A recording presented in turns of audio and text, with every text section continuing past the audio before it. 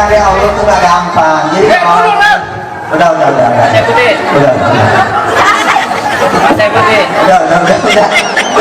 Itu langsung tidak mudah. Jadi Shalom Besem Hamasya. Assalamualaikum warahmatullahi wabarakatuh. Warabbina Isa al-Masih. Terima kasih. Kesempatan ini saya akan pergunakan maksimal. Dari kecil saya muslim. Ibu saya guru agama di rumah tangga itu, dan saya sangat hormat dengan mama saya. Kelas 6 SD saya baca Injil Perjanjian Baru. Kalau ada ayat yang menyenangkan hati, saya baca keras-keras, mama saya tahu. Kemudian saya bilang, "Mak, saya nggak akan menjadi orang Kristen." "Nanti kamu masuk Kristen." "Catat, Mak, saya akan menjadi pembela Islam paling berani." Kelas 6 tamat, SMP tamat, penasaran di mana sekolah yang mengajarkan Injil. Sambil saya baca banyak buku Hamran Amri, Yusuf Roni, saya benci semuanya.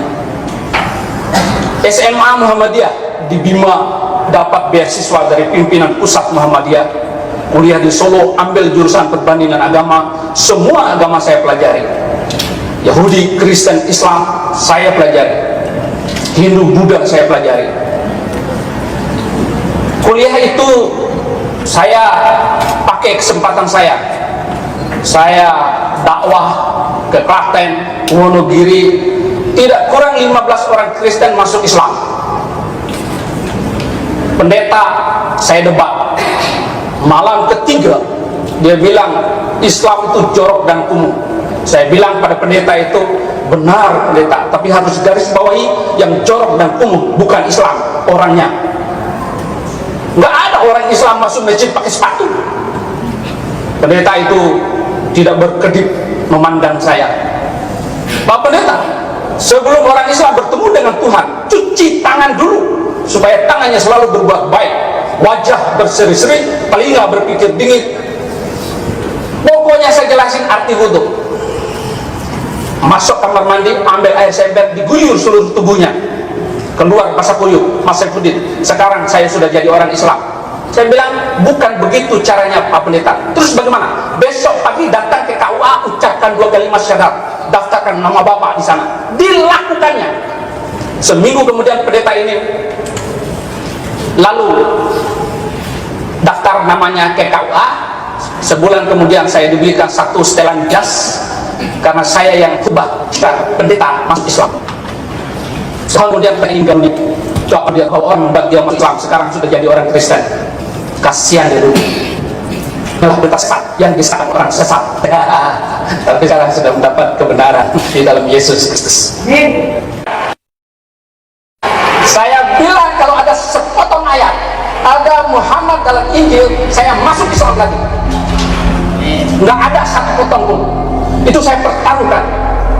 Saya bukan belajar sembarangan, tetapi saya sungguh-sungguh belajar bahwa tidak ada nama Muhammad dalam Perjanjian Baru maupun Perjanjian Lama. Dalam bentuk kata apapun atau rukun kata apapun, Bapak nanti boleh ungkapkan itu. Kita akan baca ayat sebelumnya dan ayat sesudahnya. Ini tantangan loh Pak Kiai, tantangan.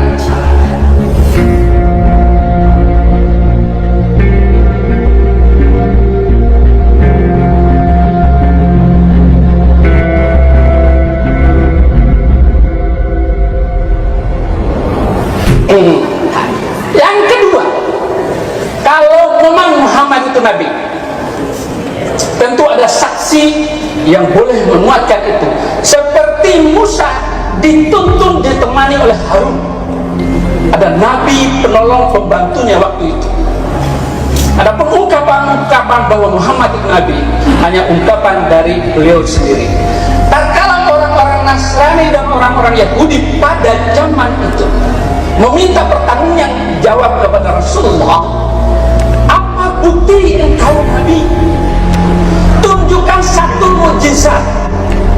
Kalau Muhammad itu adalah Nabi, tentu dia menunjukkan ada bukti beliau Nabi, tetapi tidak ada satu ayat Al-Quran pun yang menunjukkan Muhammad punya mukjizat. Kalau ada mukjizat dalam Muhammad, dalam Al-Quran, saya masuk Islam lagi sekarang juga.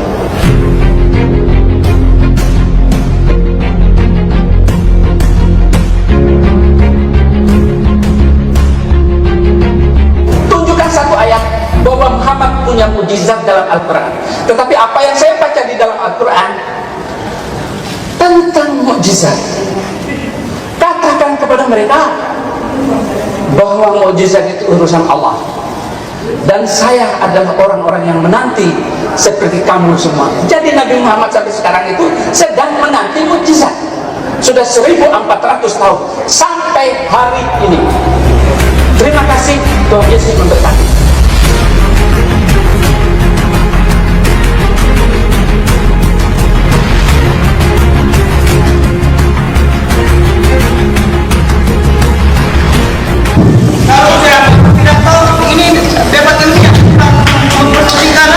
Ini kan saya bilang tadi, Yohanes 3 ayat 5, ayatnya ada. Usah ngomong ya, saya keluar. Usah. Jangan, jemaat nggak boleh ngomong lagi. Kenapa lama? Usah. Keluar. Apa kayak begini? Saya kambing. Pak, itu di sini saling mati Pak. Sabar.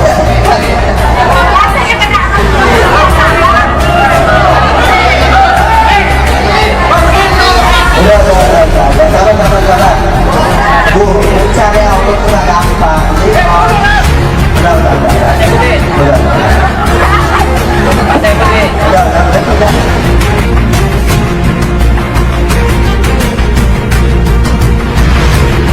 Bu, mencari Allah itu gak gampang. Jadi udah. Mencari Tuhan itu tidak mudah. Jadi kalau ada pekerjaan ini kita harus memang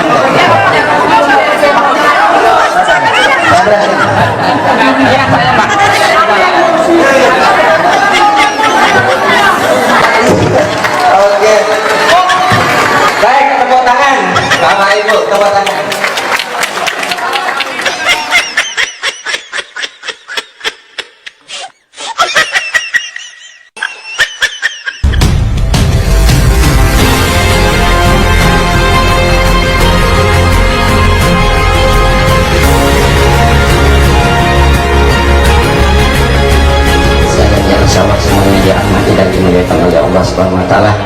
Saya kebetulan pembicara terakhir, mungkin bisa posisinya lebih dikit. Tadi menarik sekali ya, kalau saya mengamati pembicara-pembicara dari pihak mereka ini kebanyakan sudah keluar dari konteks yang sebenarnya ini, yang sedikit yang masuk, kebanyakan keluar. Katanya Nabi Muhammad tidak dipenuhi Roh Kudus, maka dia bukan Nabi. Tapi saya yakin orang kalau dipenuhi dengan Roh Kudus tidak mungkin berakhlakul karimah yang buruk. Tapi saya yakin orang kalau dipenuhi dengan Roh Kudus tidak mungkin berakhlakul karimah yang buruk. Tidak mungkin berakhlakul karimah yang buruk. Kita sudah lihat tadi bagaimana Pak Pendeta sendiri menunjukkan akhlakul karimah yang tidak baik ya. Itu kalau dipenuhi dengan Roh Kudus tidak mungkin ya. Orang kalau dipenuhi dengan Roh Kudus tentu tidak mungkin berakhlakul karimah. Tunjukkan ajaran kasih sayang, lemah lembut ya. Bukan seperti tadi. Nah sudah, baiklah. Kemudian juga Pak Luga mengatakan seolah tadi Ismail tidak diberkati oleh Allah. Itu dia tidak menunjukkan ayatnya. Itu di Kejadian 17 ayat 15 sampai 19. Bagaimana Nabi Ibrahim bermohon kepada Allah, biarlah Ismail berkenan hidup di hadapan. Tapi Allah berfirman tidak. Tidak, bukan menolak, tidak itu. Tidak, sarana tetap akan melahirkan. Itu permohonan Abraham kepada Allah. Kan sudah ada Ismail, karena dia merasa sudah tua, nggak mungkin punya anak, sudah mau nomor paus, maka dia bilang biarlah, kan sudah ada Ismail. Tapi Allah mau tidak. istrimu syarat tak akan melahirkan anak, dan kebetulan betul terjadi, lahirlah Ishak. Bukan penolakan terhadap Ismail. Kamu lihat terhadap Ismail ayat ke-20 nya kata Allah, tapi tentang Ismail, aku akan membuat dia menjadi bangsa yang besar, dia akan kuberkati dan sebagainya. Itu sudah diberkati oleh Allah. Nah, kemudian tadi menurut Al-Quran, ya, Nabi Isa merupakan salah seorang nabi yang sangat-sangat kita muliakan, ya. Akan tidak sempurna iman seorang Islam boleh tidak beriman pada semua nabi, termasuk Nabi Isa alaihissalam. Tapi keberadaan Nabi Isa alaihissalam dalam Al-Quran, dia hanya sebatas nabi atau rasul yang diutus hanya kepada kaumnya saja. Wa yu'allimul kitab wal hikmata wa tawrata wal injil wa rasulan ila bani Israel, dan dia mengajarkan kepada Isa kitab, hikmat, Taurat dan Injil, dan menjadi rasul kepada Bani Israel saja. Kemudian kami menjadikannya sebagai teladan bagi Bani Israel. Bahkan di dalam Al-Quran di surat As-Saff ayat 6, ya, justru Isa sendiri yang memberi kesaksian. Kata Isa, hai Bani Israel, sesungguhnya aku ini hanya utusan Allah kepadamu, ya, membenarkan yang sebelumnya dari Taurat, memberi kabar gembira dengan seorang rasul yang akan datang sesudahku, namanya Ahmad. Nah, inilah Ahmad, inilah yang Bapak bilang tadi, paralektos, ya, di dalam, ya, bahasa Yunani itu Ahmad dalam bahasa Arab, yang terpuji, seorang penolong yang lain maksudnya tadi, gitu, ya. Cuma kita tidak membahas khusus panjang itu, ya. Kita memberikan bukti-bukti tentang kerasulan Nabi Muhammad di dalam kitab-kitab yang turun sebelumnya. Nah, kenapa, ya, Allah mengutus Nabi Muhammad yang menjadi rasul terakhir, penutup para nabi, khataman nabiyyin? Karena semua nabi sejak Nabi Adam sampai Isa alaihissalam, ya, orang Kristen bilang Yesus, mereka itu sebenarnya hanya diutus untuk kaumnya saja. Nabi Isa alaihissalam diutus hanya untuk Bani Israel saja, bukan untuk seluruh dunia, seluruh alam semesta. Maka jadi ibarat semua nabi sejak Adam sampai Isa, mereka itu cuma nabi-nabi lokal, ya kan? Nabi lokal. Makanya perlulah orang awam untuk seorang rasul terakhir, ya, dengan membawa wahyu yang terakhir Quran dan agama dari Islam. Untuk apa? Untuk menggantikan apa yang pernah diutus dan diturunkan sebelumnya menjadi satu agama yang rahmatan lil alamin, berlaku untuk seluruh alam semesta, berlaku untuk seluruh manusia. Wa ma arsalnaka illa rahmatan lil alamin wa ma arsalnaka illa kafatan linnas bazira wa nazira walakin aksarun nasi la ya'lamun. Tidaklah kami utus engkau Muhammad melainkan pada semua manusia untuk membawa berita gembira dan peringatan, tetapi kebanyakan manusia tidak mengetahui. Nah, ternyata apa yang dikatakan oleh Nabi Isa alaihissalam tersebut itu ternyata benar. Apa yang dikatakan Isa alaihissalam yang rasul untuk Bani Israel di Injil ini, Injil Matius pasal 10 ayat 56, ini ucapan Yesus. Yesus punya murid 12 orang, dia suruh semua muridnya silakan dakwah kemana saja, tapi Yesus wanti-wanti, jangan kamu menyimpang ke bangsa lain atau masuk ke orang Samaria, tapi pergilah kepada domba-domba yang hilang dari umat Israel. Kenapa? Kan memang dia ditugaskan hanya untuk Bani Israel saja, tidak untuk seluruh dunia. Kemudian kita lihat di sini Matius 15 ayat 24, ini pengakuan Yesus yang jujur dan polos tertulis di Injil. Kata Yesus, aku diutus hanya kepada domba-domba yang hilang dari umat Israel. Yesus yang berkata, ya, dia hendak untuk. Kemudian kita lihat di sini kisah Rasul pasal 13 ayat 23, dan dari keturunannya lah sesuai yang telah dijanjikannya, Allah telah membangkitkan juru selamat bagi orang Israel, yaitu Yesus. Coba digeser sedikit, ini fokus sekali fotonya. Jadi Yesus, dia seorang juru selamat, tapi hanya untuk Bani Israel, bukan untuk seluruh alam semesta atau seluruh dunia. Bahkan Yesus melarang memberitakan Injil di Indonesia. Di Indonesia dilarang oleh Yesus untuk memberitakan Injil. Dilarang. Yesus sendiri. Kita lihat di Kisah 16, 26 dan 7. Dan mereka melintasi tanah Frigia dan tanah Galatia karena Roh Kudus mencegah mereka untuk memberitakan Injil di Asia. Dan setibanya di Misia, mereka mencoba mereka masuk daerah Bitinia, tapi Roh Yesus tidak mengizinkan mereka. Pertanyaannya, Indonesia masuk Asia enggak? masuk. Berarti Indonesia termasuk yang dilarang oleh Yesus untuk memberitakan Injil. Kenapa? Karena dia diutus hanya untuk Bani Israel saja, ya, tidak untuk seluruh dunia, tidak untuk seluruh alam semesta. Tentang Roh Kudus saya kembali sedikit ya. Roh Kudus itu ya, kalau kita sebenarnya kan malaikat Jibril, mereka Roh Kudus itu baru diangkat jadi Tuhan itu tahun 381 Masehi pada konferensi Kalkedon, Mbak ya. Bapak sendiri kalau ngerti Yesus diangkat jadi Tuhan tahun 325 Masehi, konferensi saya Pak ya. Jadi Yesus diangkat jadi Tuhan itu diibaratkan kita muktamar, manusia mengangkat Yesus jadi Tuhan. Roh Kudus diangkat jadi Tuhan itu konferensi Kalkedon tahun 381. Jadi Yesus dan Roh Kudus jadi oknum Trinitas itu yang mengatakan itu manusia. Ada berjuta-juta manusia hidup di dunia ini, berjuta-juta manusia, anak kecilnya banyak yang hafal Al-Quran di luar kepala, betul? Karena dia betul-betul mujizat. Pertanyaan saya, kalau ada sembarang orang Kristen yang ada di sini, termasuk Pak Pendeta, hafal satu lembar ayat Bible, saya akan masuk Kristen saat ini. Silakan, satu lembar, asal pas titik komen. Satu lembar.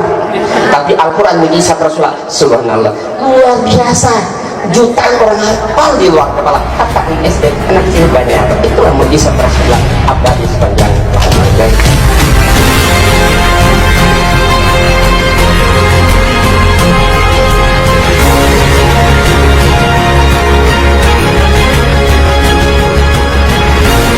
Tidak ada satu ayat pun mengatakan Al-Quran itu mujizat. Saya minta satu ayat Pak Kiai. Kalau ada Al-Quran itu mujizat, ya tunjukkan. Kalau Muhammad punya mujizat, itu saya bacakan ayat-ayat dalam Al-Quran. Pakai Al-Quran sendiri. Wa yaquluna la anzala alaihi ayatun mir rabbi faqul innamal ghaibu lillah fantaziru inni ma'akum minal muntazirin.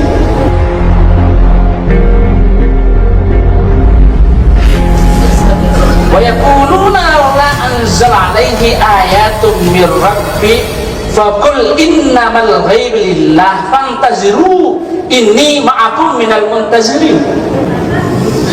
Surat Yunus ayat 20, mereka berkata, mengapa tidak diturunkan kepada Muhammad suatu keterangan mukjizat dari Tuhannya? Maka katakanlah, sesungguhnya yang gaib itu kepunyaan Allah. Sebab itu tunggu sajalah olehmu, sesungguhnya aku bersama kamu termasuk orang-orang yang menunggu. Jelas sekali ayat ini semua tidak ada menunjukkan bahwa Muhammad bisa menyembuhkan orang sakit, menghidupkan orang mati dan sebagainya. Nggak ada satu ayat pun. Atau peserta kalau bisa menunjukkan satu ayat, saya masuk Islam lagi. Nggak ada. Nggak ada.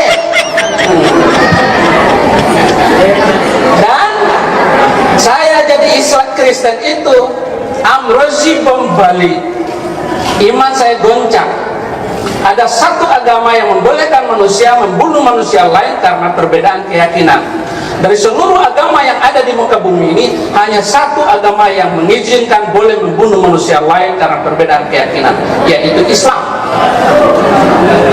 Waqtuluhum haitsu saqiftumuhum. Al-Baqarah 191. Bunuhlah mereka di mana saja kamu jumpai mereka. Al-Baqarah ayat 191. Kemudian surat Muhammad ayat 4. Ada lagi ayat yang memboleh membunuh orang Kristen. Surat At-Taubah ayat 29. وَقَاتِلُوا الَّذِينَ لَا يُؤْمِنُونَ بِاللَّهِ وَلَا يَوْمِ الْآخِرِ وَلَا يَدِينُونَ بِدِينِ الْحَقِّ الَّذِينَ أُوتُوا عَلَيْهِمُ الْكِتَابَ. Perangilah orang-orang yang tidak beriman kepada Allah dan Rasul, yaitu mereka yang diberikan Alkitab kepada mereka. Ayat ini jelas sekali boleh membunuh orang Kristen. Jadi tidak salah, Anda semua boleh bakar gereja. Itu Amrozi itu Al-Quran, nggak salah. Walaupun Amrozi sudah dibunuh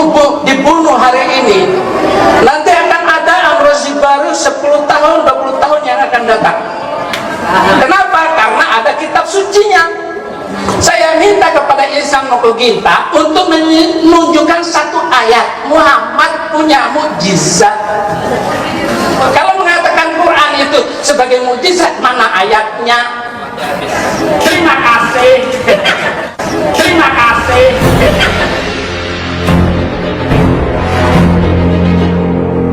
Bahkan ada mukjizat Nabi Isa dalam Al-Quran yang tidak ada dalam Bible. Seperti contoh ketika dia bisa berbicara dalam buaya. Tetapi kita perlu ingat, ya, jangan kita bangga-bangga dengan Isa Al-Masih atau Yesus karena mukjizatnya begitu banyak. Mukjizat Yesus yang begitu banyak itu terjadi di Isnillah, atas izin. Coba periksa di seluruh ayat Quran itu. Nabi Isa bisa menciptakan burung, menghidupkan orang mati, membangkitkan, menyembuhkan orang sakit. Itu biiznillah, ada ayat itu biiznillah, atas izin Allah. Yang hebat itu Allah, bukan Yesus. Yesus nggak bisa berbuat apa-apa kalau tidak dikabulkan oleh Allah. Kalau tidak dikabulkan oleh Allah. Banyak ayat Bible Yesus mengaku nggak bisa berbuat apa-apa. Ya, Yesus ketakutan sama malaikat, ya kan? Kenapa? Karena dia manusia. Ya bukan Nabi. Jadi semua mukjizat Nabi Isa semua terjadi atas izin Allah. Sesungguhnya aku ini Allah, maka sembahlah aku saja. Itu yang saya tanya. Tapi kan tidak ada ayat seperti itu. Kalau ada, saya kan masuk Kristen juga saat ini. Tapi memang itu tidak ada. Nah, kalau masalah membunuh tadi kita lihat. Ini ayat Bible. Siapa yang menyuruh menumpas? Tumpaslah, jangan ada belas kasihan, bunuh semuanya. Laki-laki perempuan harta anak kecil menyusul, disuruh bunuh sama Allah. Inilah saya bilang ajaran teroris, sadis, bengis, biadab. Teroris itu semua tertulis di Bible, bukan di Quran. Saya heran, surat Muhammad ayat 4, beliau menunjukkan surat Muhammad 4. Tolong dibaca Pak Ustadz dengan Pak Pendeta, hati-hati. Itu ada di kurung, ya. Apabila kamu bertemu dengan orang kafir di medan perang, itu dibuang, maka pancunglah batang leher mereka.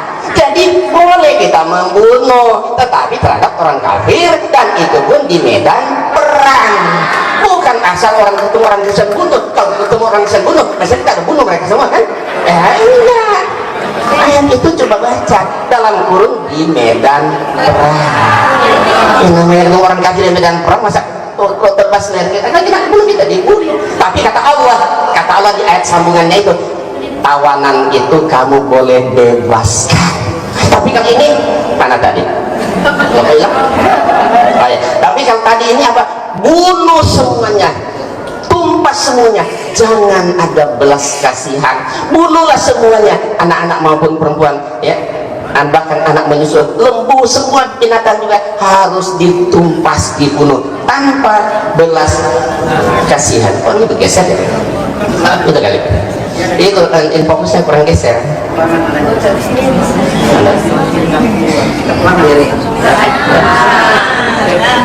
Jadi banyak kalau ayat-ayat kejam, sadis, biadab, teroris sebenarnya semua tertulis di Alkitab, bukan di Quran. Makanya saya bilang sama orang Kristen, kalian harus bersyukur kepada pelaku teroris. Kenapa? Karena mereka telah mengamalkan ayat-ayat Bible Anda. Kata orang Kristen, oh ini kan perjanjian lama. Memang Tuhannya di perjanjian lama, perjanjian baru beda. Sama. Kalau Yesus itu Tuhan, ganti sekarang. Beginilah firman Tuhan, ganti ya. Beginilah firman Yesus. Berarti Yesus yang nyuruh kan? Bunuh, tumpas semua, bunuh semua anak laki-laki maupun orang menyusul, bunuh. Yesus yang nyuruh, berarti kan kalau Yesus itu Tuhan kan? Ayo, silakan. Kita gantian. Apa yang terbayang? Apa yang terbayang kalau Yesus Tuhan ya? Kita lihat. Bagaimana bayangan kita? Kalau Yesus itu Tuhan, ketika Yesus baru lahir, ya, kalau dibiarkan kan mati kan. Ketika Yesus selesai buang air besar, apa yang terbayang? Ketika dia masuk toilet, ketika dia lapar, ketika dia sedang membantu bapaknya sebagai tukang kayu, kira-kira apa yang terbayang kalau Yesus itu Tuhan dia? Sangat merendahkan Yesus kalau dia sebagai Tuhan, tapi kalau dia sebagai Nabi, anak Maria, wajar, wajar. Ya, demikianlah. Terima kasih. Kalau saya boleh jadi orang Kristen itu, kalau beliau karena Yesus, saya karena Muhammad. Saya harus menjadi orang Kristen karena Nabi Muhammad menyuruh. Dan dalam Al-Maidah ayat 47, waliyahkum ahlal injil bima anzalallahu fi wa man lam yahkum bima anzalallahu fa ulaika humul fasiqun. Hendaklah orang-orang yang pernah memegang Injil memutuskan perkara menurut apa yang diturunkan Allah di dalam Injil itu. Bapak masuk Islam, salah. Barang siapa yang tidak memutuskan perkara berdasarkan apa yang diturunkan oleh Allah, fasik. Jadi orang Kristen masuk Islam fasik alias busuk. Tapi kalau saya masuk menjadi orang Kristen, itu adalah suatu kebanggaan. Yesus membawa agama damai. Yesus tidak pernah membawa pedang. Jangankan pedang, pisau dapur saja tidak pernah dibawa oleh Yesus Kristus untuk menakuti pengikutnya.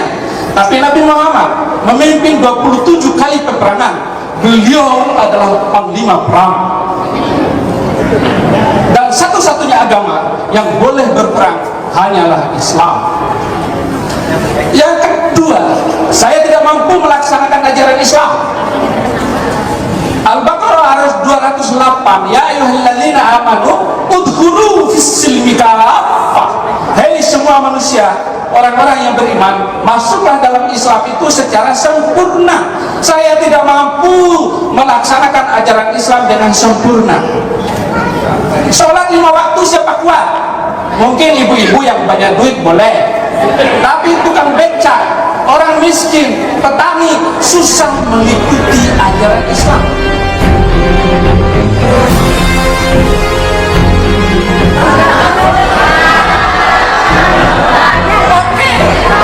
Dalam Al-Maidah ayat 44, Salam gitu.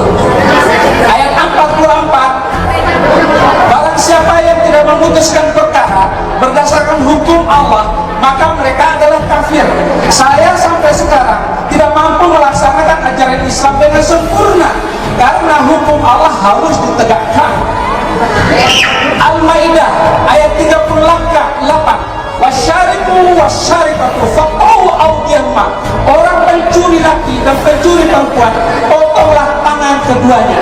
Sampai hari ini hukum Islam tidak bisa berlakukan, apalagi di Indonesia. Saya masuk dan mengikuti ajaran Yesus Kristus yang telah memaafkan semuanya, mengampuni semuanya. Ada wanita yang berzina, diampuni dan dilepaskan. Tetapi pada zaman Nabi Muhammad, seorang wanita yang berzina dirajam sampai mati.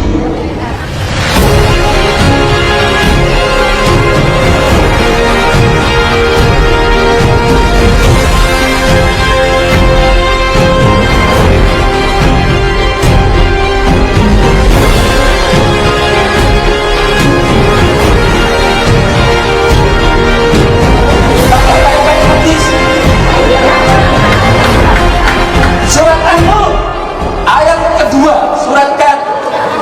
Jadi harus diberlakukan hukum Islam itu. Kalau sekedar sholat jengkang-jengking 5 kali gampang.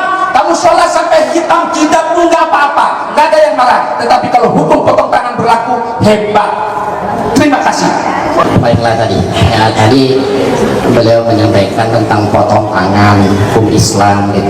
Di Indonesia tidak mungkin menerapkan potong tangan ketemu koruptor atau pencuri atau apa. Kenapa? Karena di sini bukan negara Islam dan syariat Islam belum diterapkan. Kalau di Arab Saudi betul-betul dipotong, tapi untuk memotong tangan itu tentu ya ada dilihat dulu kerugiannya sebesar berapa besar, merugikan banyak orang, baru ada hukum itu diberlakukan.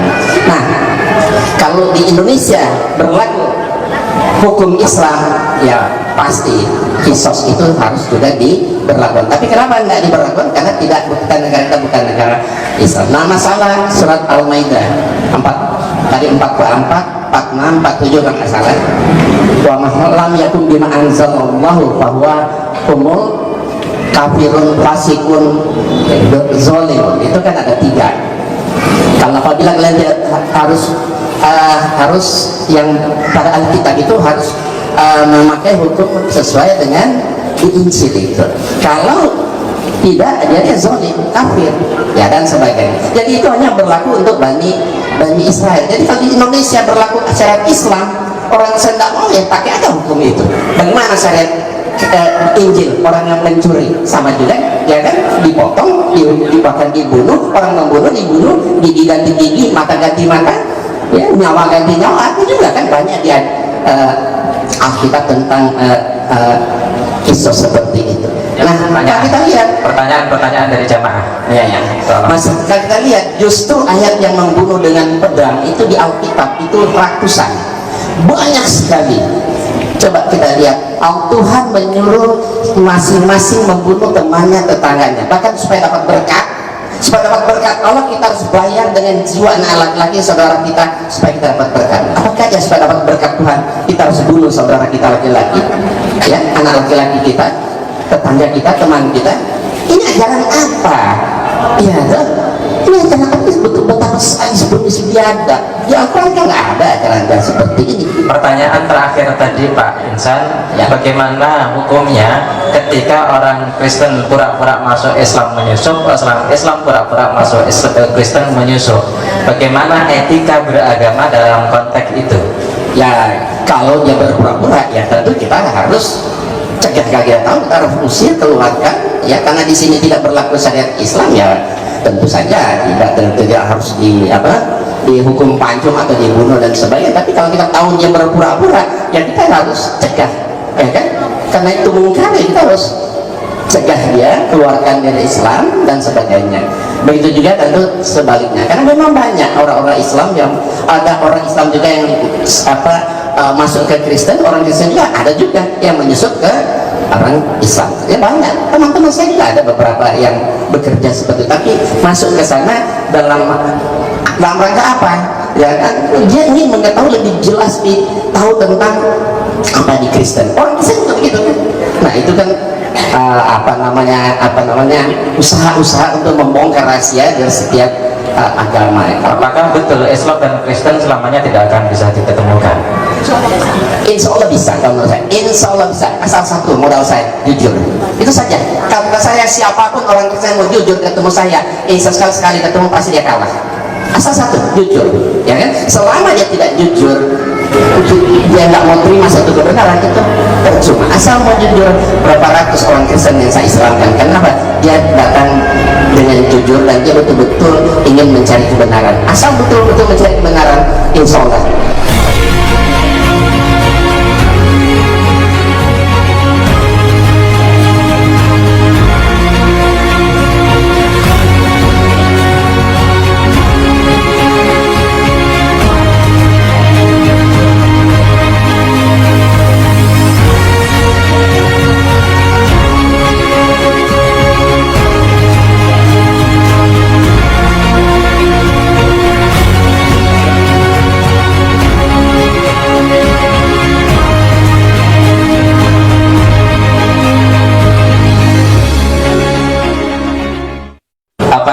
Pembicara dan juga antusiasme audien saya agak biarkan biar ada dinamika yang berbeda dari biasanya, tetapi lebih kurang dari itu semua sesungguhnya kita bisa jadikan semua ini untuk masing-masing, baik para pembicara, saya sebagai moderator, panitia maupun Bapak Ibu, ambillah ini hikmahnya, renungkan. Imam Hanafi pernah mengatakan, pendapatku benar, tetapi bisa jadi mengandung kesalahan. Ulang dan renungkan. Pendapatmu salah, tetapi bisa jadi ada titik-titik kebenaran yang bisa saya jadikan renungan.